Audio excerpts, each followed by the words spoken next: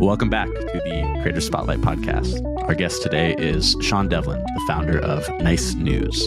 Nice News is a 5-minute daily newsletter full of exactly what it sounds like, positive news stories. They've been around for a little less than 3 years, and they already have over 750,000 subscribers. Sean, how are you? I'm good. Thanks for having me. Yeah, of course. So I want to start with the Nice News team, because again, like I was just saying, you're not like just an indie newsletter writer just doing it on your own like so many people here are. You're more of like the business side of things, which is part of why I wanted to have you on.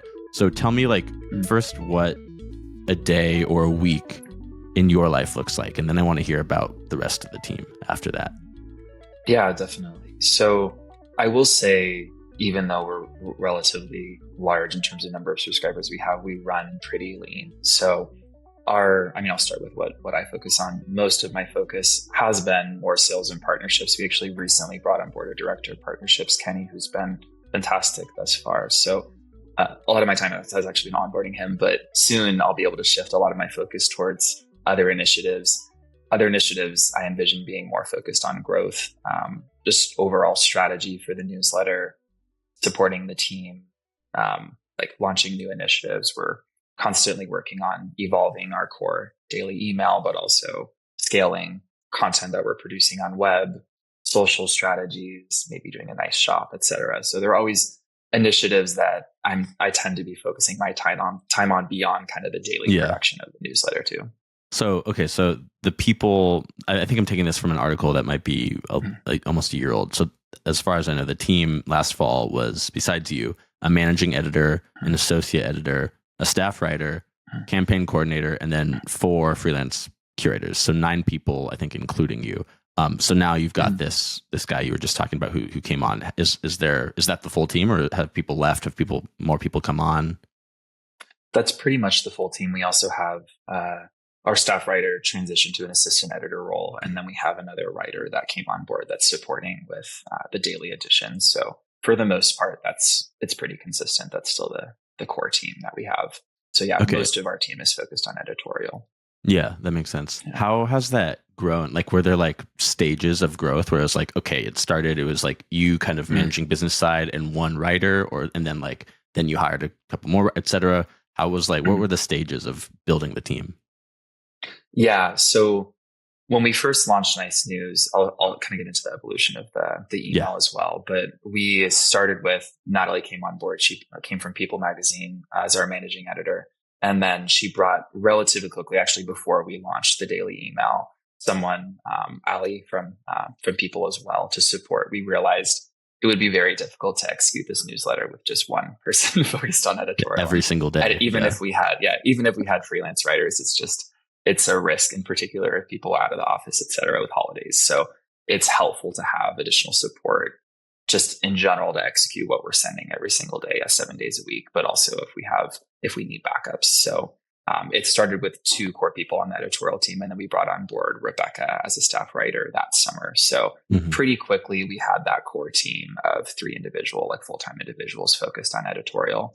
And now we're just starting to kind of continue to scale the editorial team. Yeah.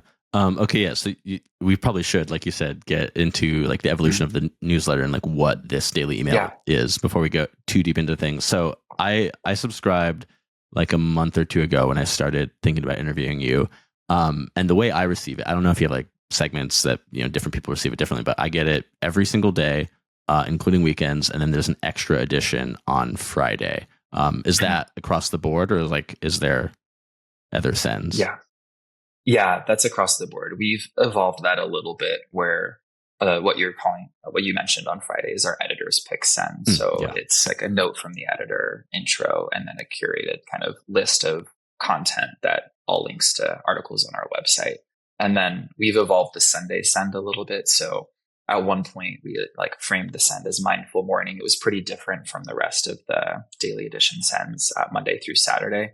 Since then, it's now a little bit, it also differs from the Monday through Saturday send still, but it's more of a weekly roundup. So we compile the top performing stories of the week. And it makes it a little bit easier also to schedule in advance. And then we have some other kind of fun sections that we test out. So we have a This Week in History section. We curate different products and like book recommendations, what to read, what to watch, what to listen to, and amongst a couple other sections that we've been testing out in that email.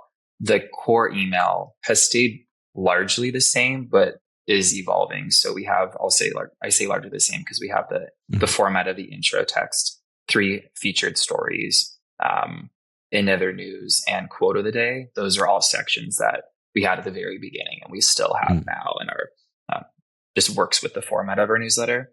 But we've brought and like removed different sections from when we launched till now, and we'll continue to do that. Yeah. Easy to take out one piece of the Jenga tower and put it somewhere else from day to day, week to week. Okay.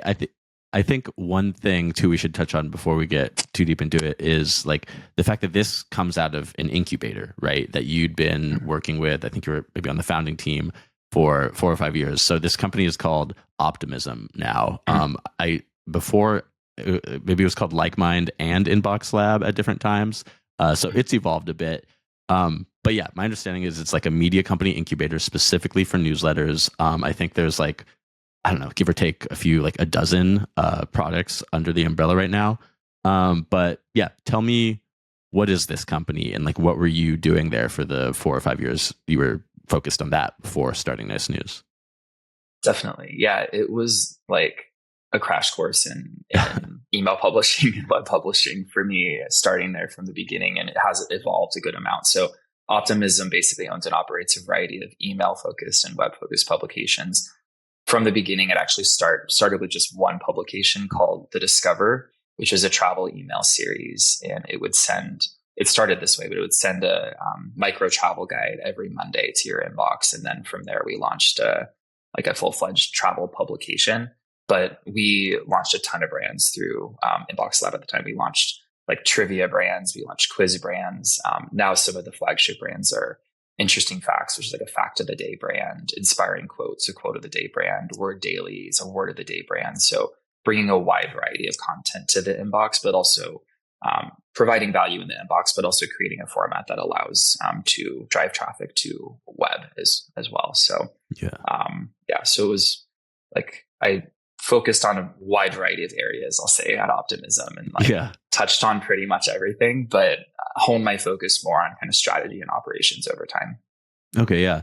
The way you're describing this, and like as I was looking at the website, I'm trying to compare it to like a older media, like a more traditional media company model, right? And like what comes to mind is like in all these different brands you're describing, it's almost like the fun section of a newspaper, but like each subsection of that, whether it's like, not that you have a comics brand, but whether it's like comics, the crossword, Sudoku, like word of the day, whatever, it's like each one of those sections split into its own media brand that then is like, you know, has its own sponsored newsletter issues and its own like web ad revenue. Is that like a fair kind of, you know, newspaper model comparison? Yeah, totally. It's funny that you think of it that way. I think a lot of times we'll reference like magazines or even social media accounts, and like thinking about, I think it's helpful just even for listeners to think about, like, if they're thinking about creating a newsletter, thinking through that lens of like, what is out there that has gained traction on another platform that doesn't currently exist or could maybe evolve into a format that really is digestible in as a newsletter. And that's a lot of times like how concepts came about for or through Optimism, and creating a format that works well in the inbox, but also like someone wants to engage with on a daily basis and sees value in. What are like 2 or 3 of the most important things you learned there that have like really shaped how you operate maybe now in running Nice News that you wouldn't have known before then? Yeah, I think, I mentioned it was a little bit of a crash course. I feel like I learned a lot, but something that really kind of like framed Nice News from the beginning was the importance, and Optimism leans into this, but the importance of design in product, and having like thinking about design as not just a logo mark and word mark and color scheme, but like the entire experience within the inbox. And I think that a lot of newsletters could potentially learn from this, where they maybe think that content is truly only words, text, or maybe words, or maybe images, if that. But I think design can really impact the experience of a subscriber and how they engage with that product, and ultimately how that brand can scale. So from the beginning, I just learned a lot about branding and design through Optimism. A lot about growth, and we can talk more about growth too, but Mm-hmm. like kind of like growth hacking tactics from the beginning, and like testing out a wide variety of tactics to scale subscribers and share subscribers across brands too. Mm-hmm. And yeah, I mean, lots of other things too. It's hard to distill it down. We could But dip back into it. So I want to something about I've been working on the newsletter that comes out tomorrow as we record this. I was working on that earlier this morning, and one thing I was thinking a lot about, because the guy I was talking to for this also is like very email is a visual medium, as he said to me, and kind of the way I've been thinking of it, and the way I think of it, like for Creator Spotlight, is it's about visual texture. And I didn't use this metaphor in the newsletter because it was a little too convoluted. I couldn't figure out how to put it in writing, but I'm going to say it now. If you've ever been rock climbing, right? Just in like a rock climbing gym, you'll go and there's like the different difficulties of route. There's like V0 through V8 or whatever. And the V8 ones, sometimes they're just like these weird curved things where you're like, where the hell do I grab on there? Like how do I climb up that?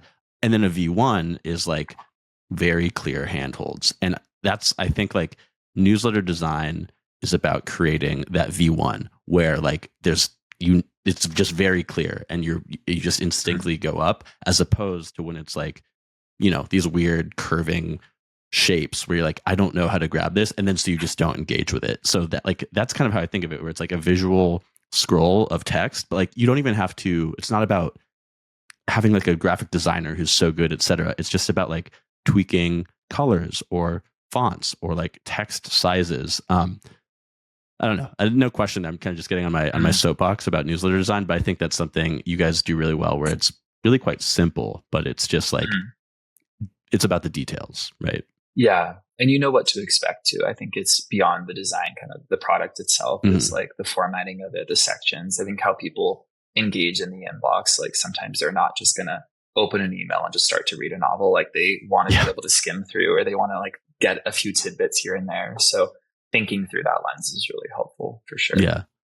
Okay. So I want to talk about the kind of the origin story, the beginning. So to me, like when I forget how I came across you, how I came across Nice News, but I was like, what? Like, I was like, I don't get it. Like, good news isn't a topic. Like when I read news, like whether it's like, I live in New York, so I'll pull up like Eater New York, and it's like, I want to read news about the food restaurant scene in New York, or Gothamist. It's like, I want to read locally reported news about New York.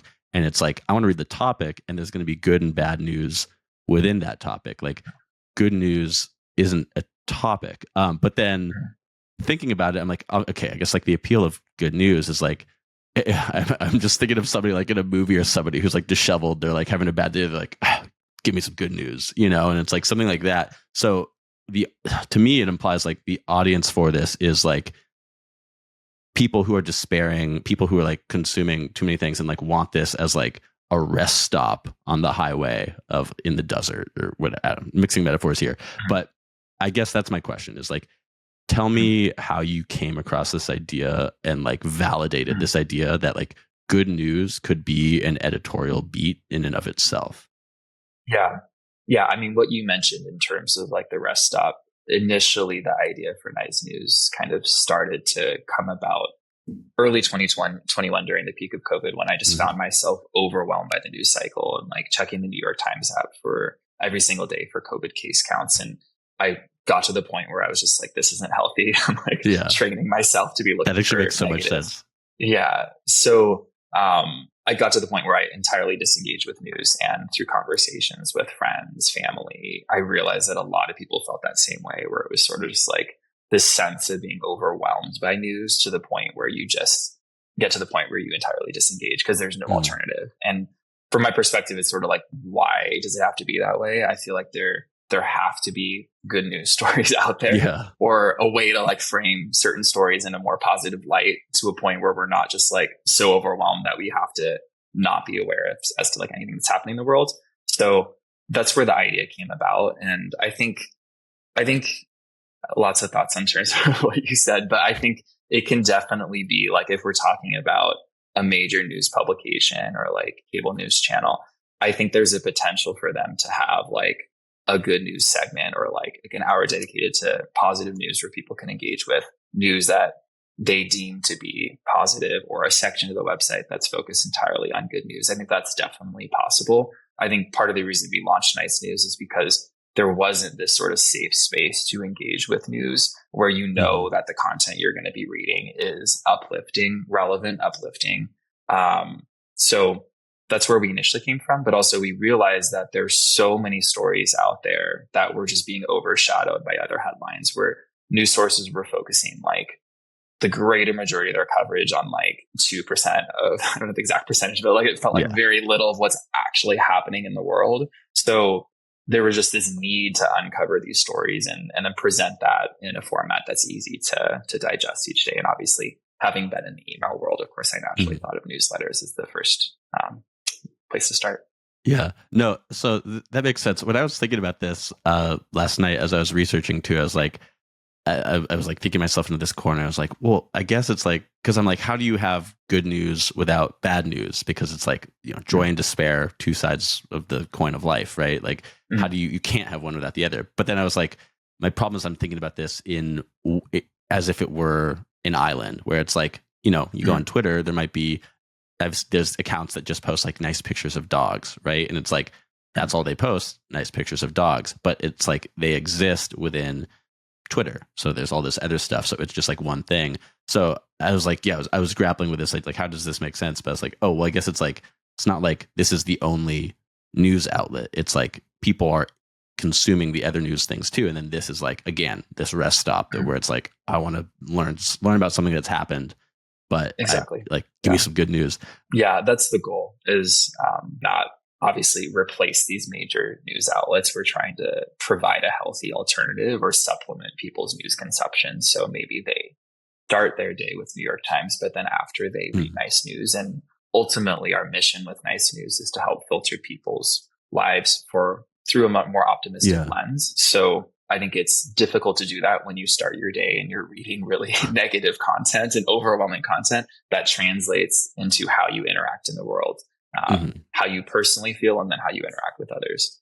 So the relationship with other news outlets, do you know much about like how people who read Nice News, like how this sits within their broader media diets, or is it kind of just like what we're already talking about it, where it's like assumptions? But yeah, if you know anything about that, I would love to hear it. Yeah.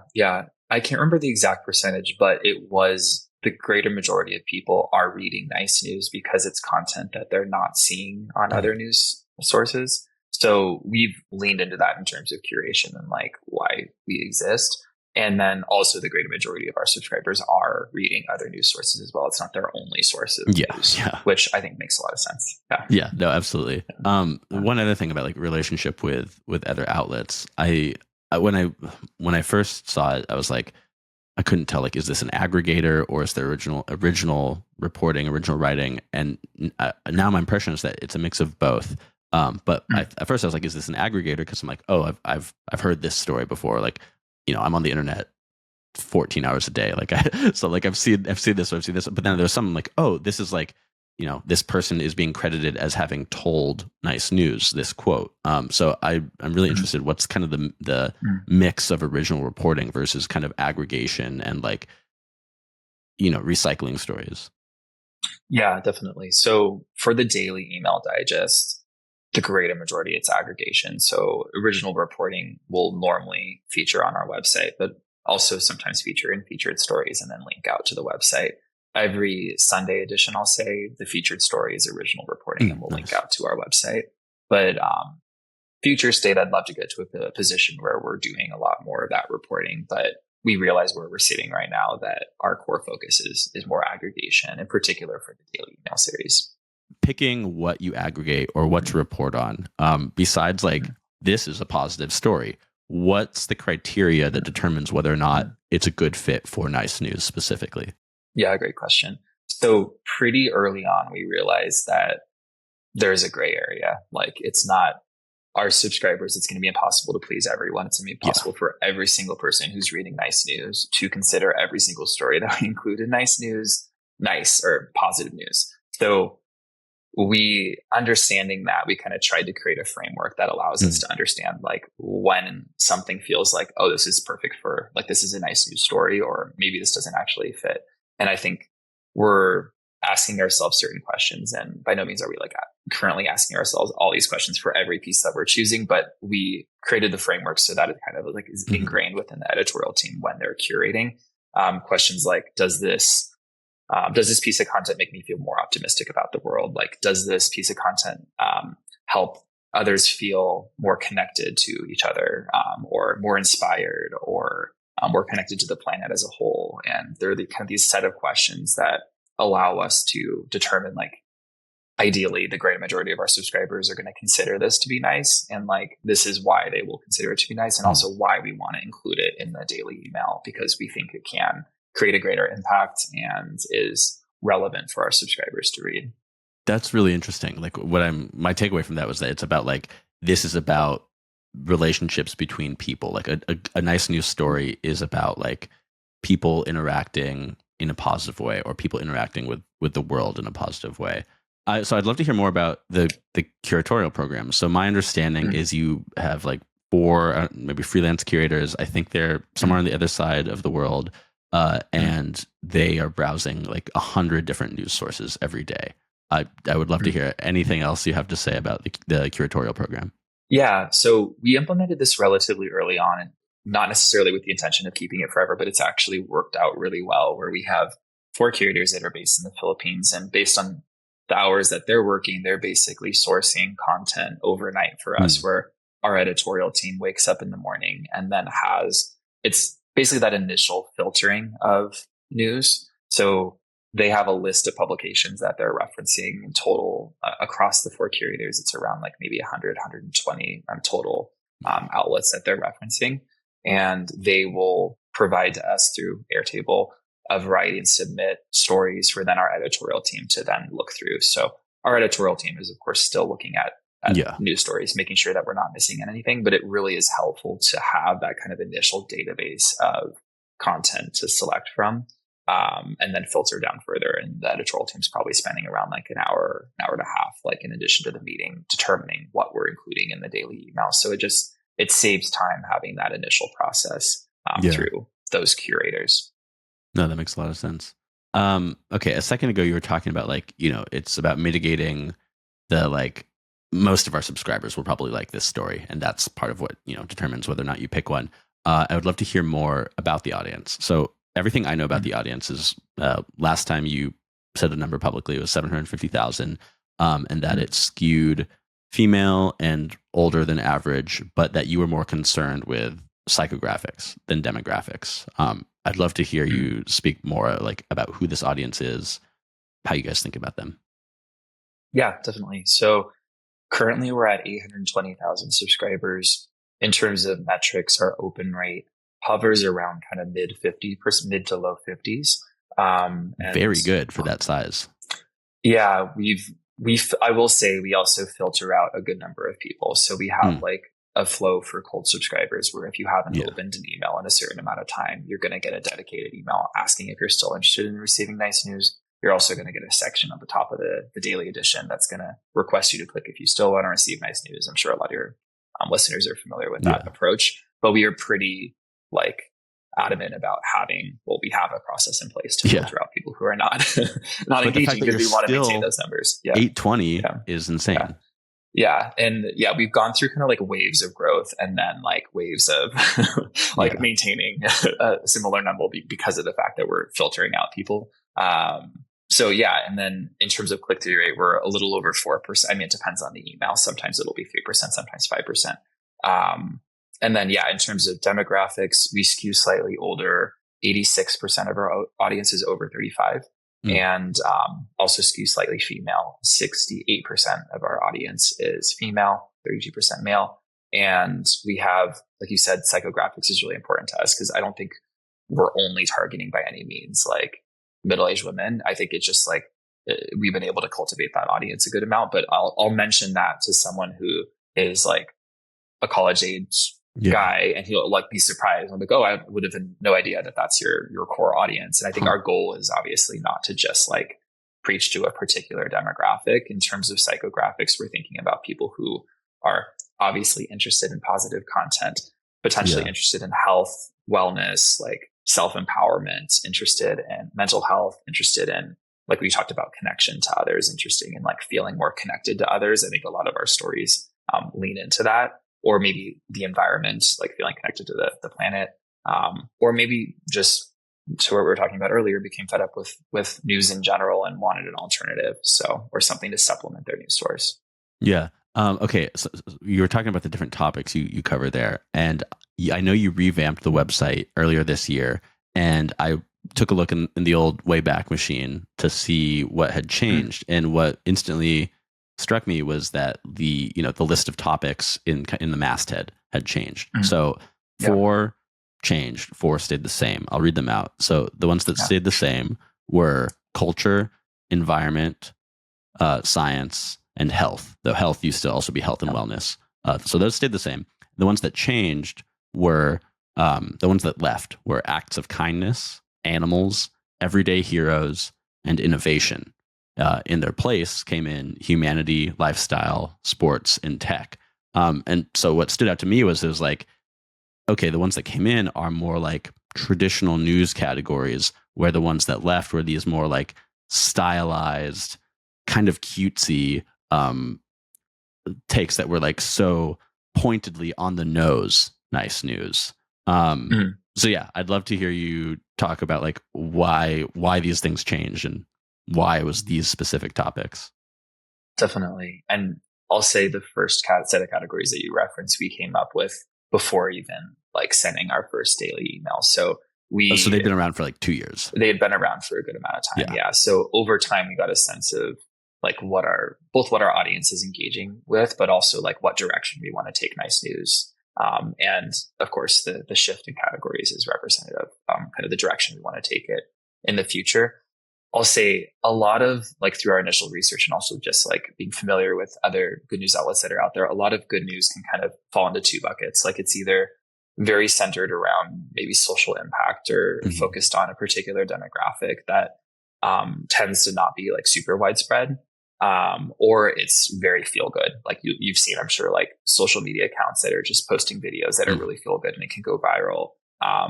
Or there are, of course, like human interest stories you could focus on that are really feel good. So we definitely cover those stories, both those stories, but we're trying to create a space that is seen as more of a flagship positive news platform that covers a wide variety of content that's both entertaining and informative and uplifting. So I think that the shift in categories is representative of that too.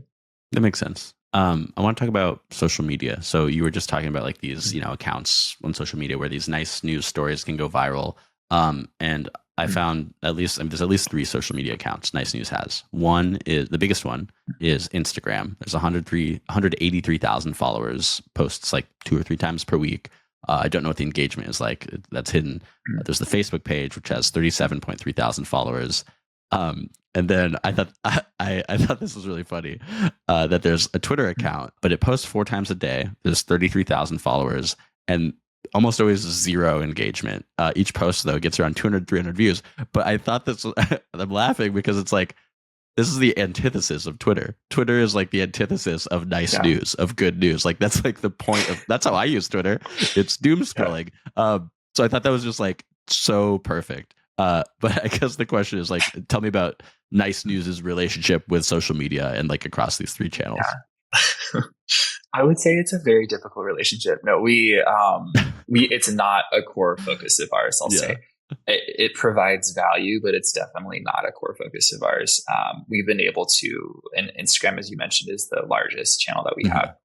Initially, we were able to really scale that through leaning into what I mentioned, like viral videos. And we realized after a certain point that it wasn't really representative of like what we were doing in the inbox. It was just like trying to scale people to watch more positive content, which has positive impact, but it just didn't feel like it translated very well, like from social to web. Or watching email. Like a video of like a puppy and a monkey playing on your while you're looking at your phone is like so different than like reading an article. Yeah. For sure. And there were some more substantive videos than that, I'll say, but it was still not to put you feel good. Yeah. Lots of puppies and monkeys.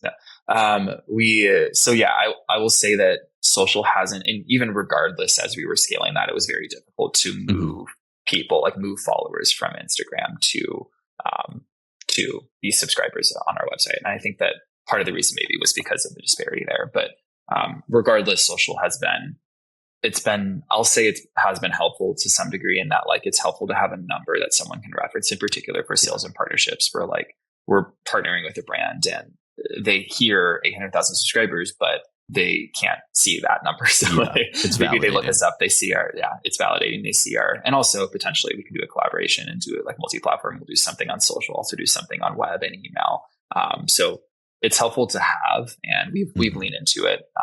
But I will say we could definitely have a more defined strategy, not even just necessarily strategy, more of a focus there than we do right now. It's a little bit more kind of like in the background. Doesn't seem like you really need it though, to be honest, right? Yeah. Okay, so we should talk about growth. So you said you're at about 820,000 now. My understanding of how you've grown was kind of three things. One, it was cross-pollination with the other Optimism media products at the beginning. And then there's been giveaways and there's paid ads. So that's all I know. Tell me the growth story. Definitely. Yeah. Those are three of the larger buckets, but I will say there are definitely more buckets too. For cross-pollination, that was one of our earliest tactics, and it's not as much of a core tactic currently, but it's helped us really scale to the point that we're at right now. And we've done a variety of approaches for cross-pollination in terms of introducing subscribers on other Optimism brands to Nice News, whether that's like finding ways to incorporate Nice News articles, linking out to Nice News, up converting those people to subscribe, or doing dedicated campaigns centered around Nice News, and then getting subscribers through those means. In terms of, you mentioned giveaways. In terms of giveaways, we've done collaborative giveaways with a variety of newsletters and larger publications as well, where we'll share subscribers through a platform called Dojo Mojo.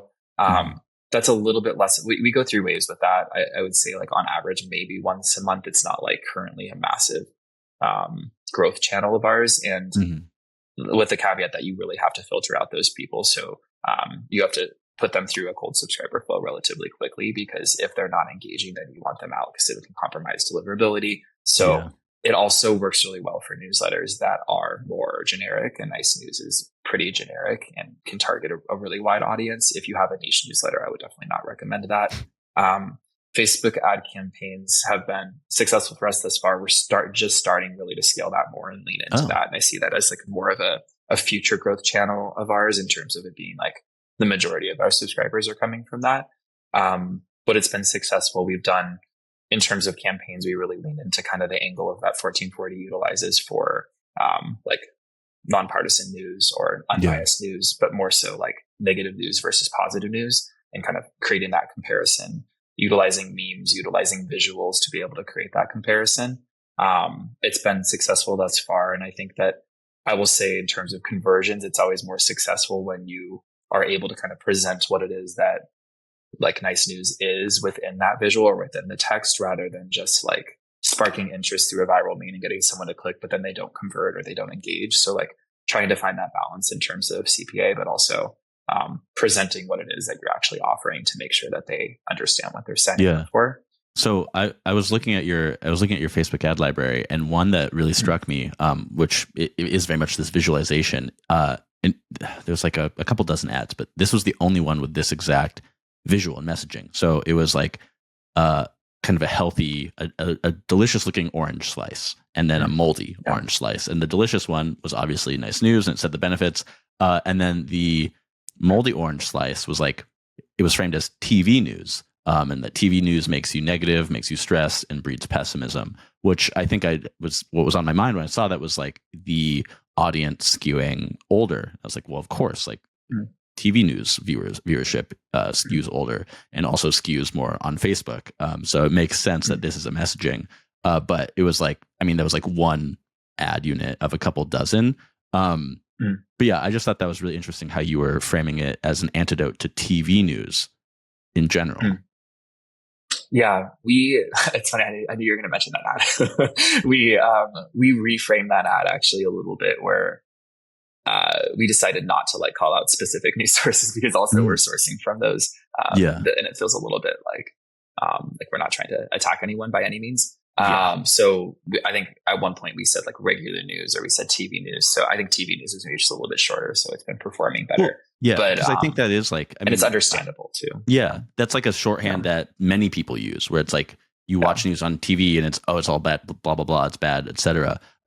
Which to me, I only know that as a shorthand because I've like never watched TV news in my life, but it's like, I get what that means. Right. Totally. It's weird. It's understandable. Yeah. That approach has worked well in terms of comparison. Yeah. So I guess like my other guess is it has to be a lot of word of mouth growth, right? Because I think Nice News in general, a lot of the stories on here seem like something that like 20 years ago my aunt would have forwarded me, and it's like I'm the 73rd email in a forwarding chain. So I have to imagine that kind of thing is happening a lot here. Yeah. Definitely. Yeah. A good number of our subscribers have come from sharing, from forwarding emails or social sharing.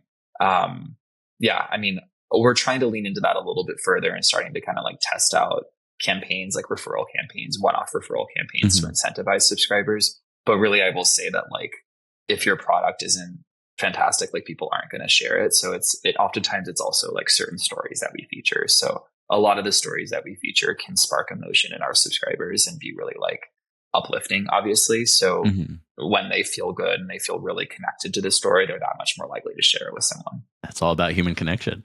Exactly. Is there like a specific type of story, or like, I don't know if it, like I'm looking at the masthead here, the culture, environment, health, humanity, lifestyle, science, sports, tech, like I don't know. Is there a specific like topic of story or like something deeper than topic that's like, something like more of like a type of story? I don't know. What's most popular? What do people like the most? Yeah. Honestly, it really does vary. I think there are times where we're like, all right, we know this story is going to perform really well. And then sometimes certain stories surprise us. It can be just like stories that people would deem as like more major news. It could be stories that are a little bit more feel good. A lot of health and wellness stories can do well. Because it's like news. Yeah, totally. It feels really applicable to them. They want to learn more. And oftentimes we're really just looking at clicks here. So we're seeing like when people want to click to learn more than what's included within the email, or depending on the section, just click to learn anything if it's like in odds and ends or in other news. But it does vary. I mean, we've had certain stories and like on the environment click exceptionally well, and like culture as well. Yeah. How about like not just about topics, but testing all the different pieces of this, the design topics, time you were sending, whatever. I'm curious about like the first 6 months scrap heap. Like what were some of the things that failed across any part of the business or the format of the newsletter? What was not working in those first 6 months? Yeah. So in terms of A/B testing, like from the beginning, we were like A/B doing a 5-part subject line test, and we would get a sense of like what people were engaging with based on our subject lines. So like we would even test like the intro text. We would test all of the featured articles. We would like play with the formatting, etc. So we got a sense like just through engagement what people were the most interested in pretty quickly. But we really didn't like as I mentioned, like drastically adjust the format of the email because we wanted people to become accustomed to that format. So like we would test out a few different sections here and there, but we really were pretty consistent with the format of the email just because we wanted to like create that habit and like understanding of the subscriber as to what they should expect in their inbox. So it was a little bit more kind of like the content that we were testing, maybe on occasion like CTAs or images if we weren't doing a subject line test. That makes sense.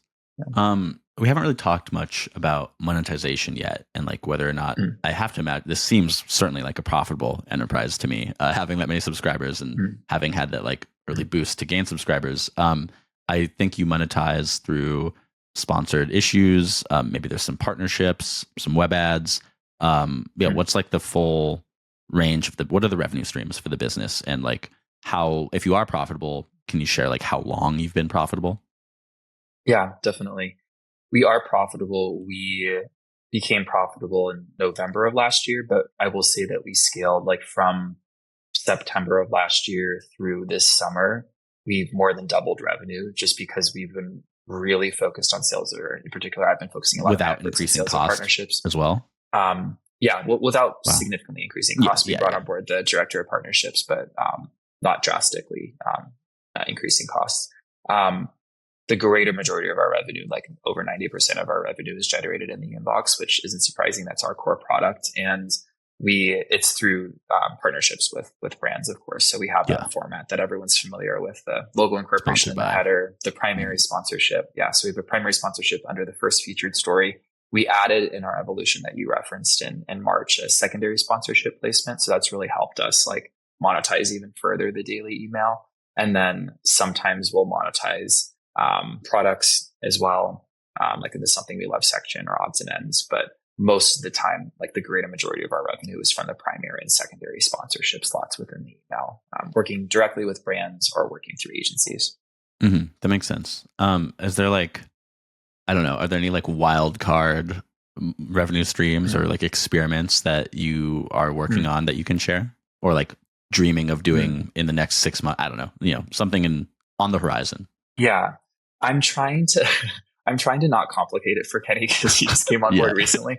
But our core focus right now is to further monetize our email as like best we can. Obviously, work more directly with brands and charge rates that are in line with the value that we're providing. And really, in terms of our inventory, like we're already in a really good position. I think that like we can slowly increase our rates further, like looking at Q4. But as we continue kind of trend in that direction, we're also thinking about a little bit of kind of like the newslet model in terms of like the types of stories that we could be producing for brands in collaboration with brands. Maybe there are brands that have certain like corporate social responsibility initiatives, or just even initiatives that or angles that they're not sure that like what the story is there, that we can kind of collaborate with them and create the story for them and bring it to light. And the goal there is to obviously have like corporations be doing more good in the world, but also to bring those initiatives to light and feel like we're showcasing those initiatives in a really unique way. So we've done that with a couple of brands, but I think we can lean into that even further and do like full-fledged pieces on it and featured stories when it feels like it's a good fit.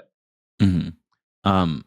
I would love like your advice on, I don't know, monetization and turning a newsletter into a sustainable business, maybe for two types of people. One, for like early stage operators, like maybe like let's start there and then I'll get to the next question. But like I don't know, you can't really start monetizing from zero unless you're like a famous person.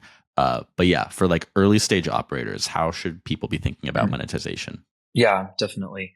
So I will say, even for us, I mean, we didn't have a ton of resources early on, and early on I wasn't focusing a lot of my efforts on like actually like doing outreach and direct sales. I shifted that focus last year. So there are resources out there. I mean, even thinking about like the Beehive network, like there are networks out there, and beyond that, a lot of agencies that you can get in touch with that support with inventory, even if you have a smaller reach. If you're thinking about like CPC inventory in particular, probably more difficult if you're looking at like performance and CPA, but which is what you do, I think CPM still, CPM, yeah. So, but still, I mean, if you have, as you start to scale, there's more opportunity for you to like get in front of those brands and ultimately create relationships and do something on a flat fee basis. Even if those flat fees are a little bit lower and charge a flat rate, I think it's definitely possible. Or there are other agencies that, in terms of streamlining the approach, if you don't have the bandwidth, there are agencies that can still sell for you on a flat rate. So like maybe you bring on board one or two agencies that really like prioritize your newsletter, so you're not having to spend all of your time on sales and partnerships, and that can help you like focus on other things that are important. So yeah, I mean, I would say like obviously focusing on monetizing the inbox is the most important. So figuring out what approach, if you're thinking about sales and partnerships in particular, I think depending on the newsletter, if it's more niche, I think a premium model probably would work better, where you have some sort of like trying to convert people to pay. I think for nice news, that just wasn't the angle that we decided to take. We don't want to kind of paywall positive news content. I think there still is an opportunity for it in the future, but where we're sitting right now, it's more partnerships with brands. Yeah. This is, I don't know, this might be a strange question to answer, but like, what would you really not recommend? Like, what's not the way to build a sustainable newsletter business? Like, I don't know. I don't know if you have like a clear answer to that, but what would you just like do not do XYZ? Yeah.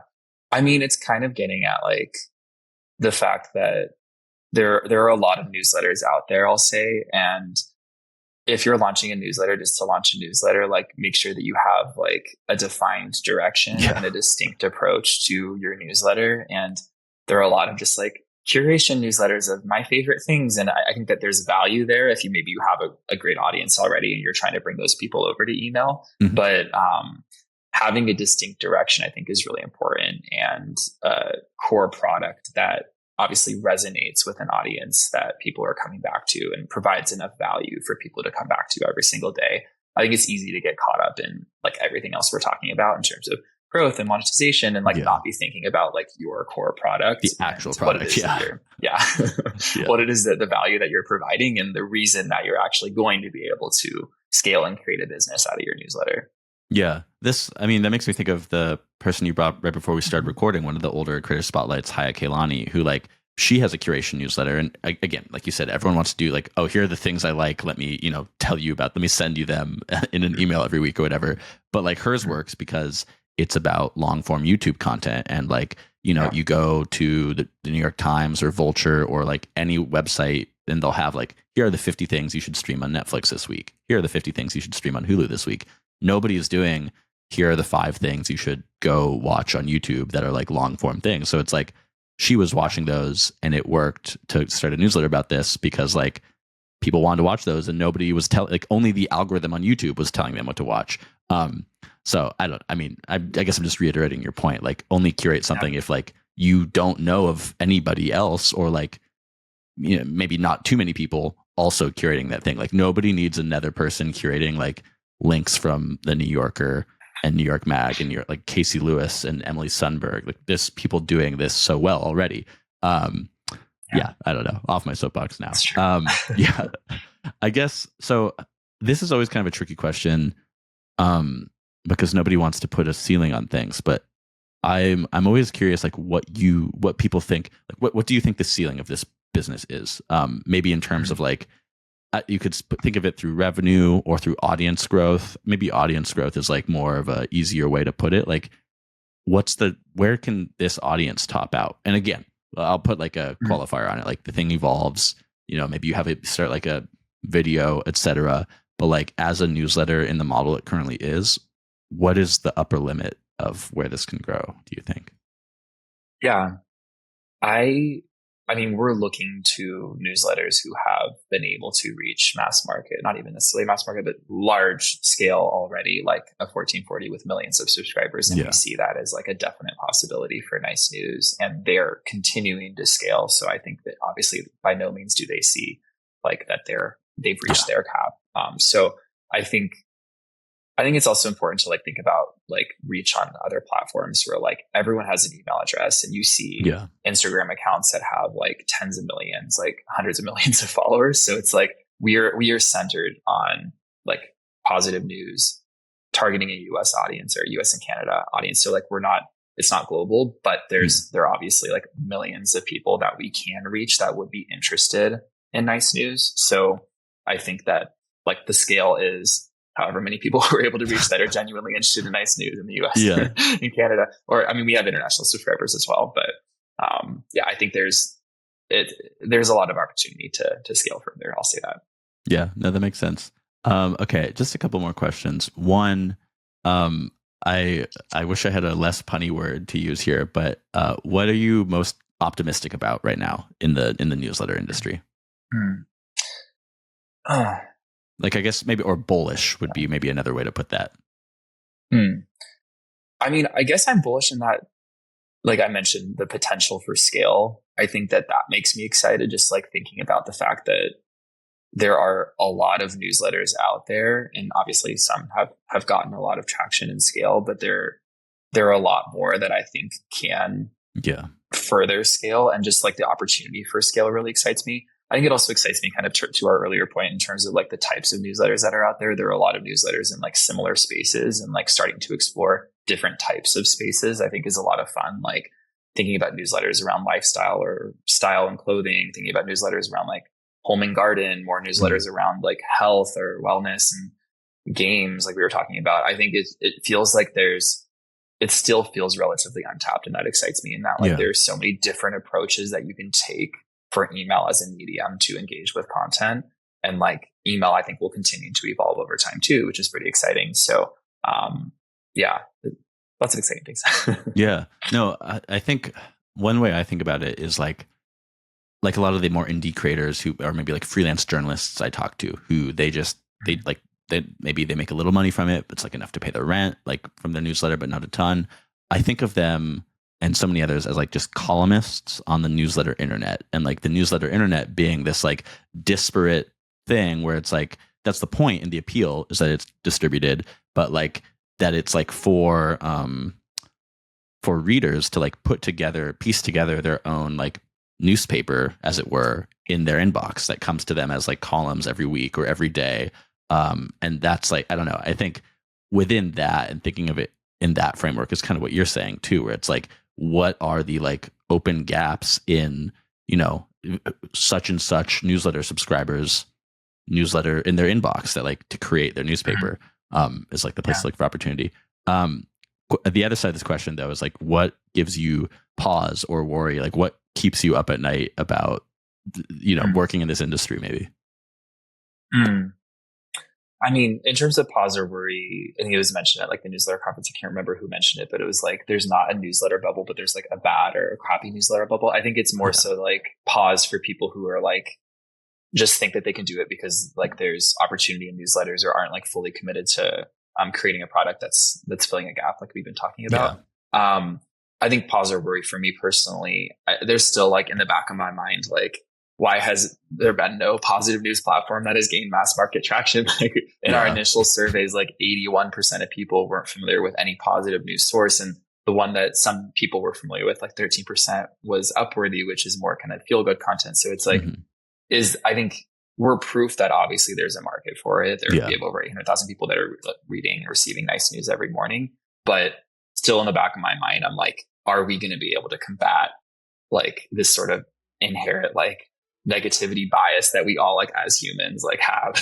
It's like we're trying to counter this like evolutionary bias that we have, and it's difficult. So I think there's still like in the back of my mind this sort of like concern that like, are we going to be able to succeed in our goal here?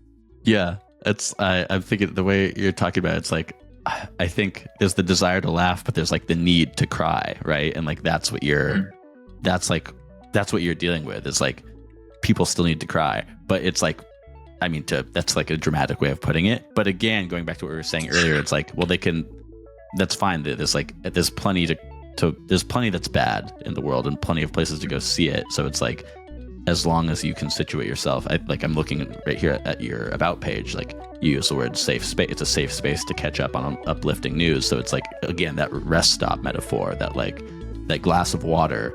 I don't know. Anyways, I don't have any more questions. I think this is a great place to end it. So I guess if anyone is interested in catching up on some nice news, you can go to nicenews.com. Sean, thank you for joining. And this has been the Creator Spotlight Podcast, and I will be here again next week. Thank you.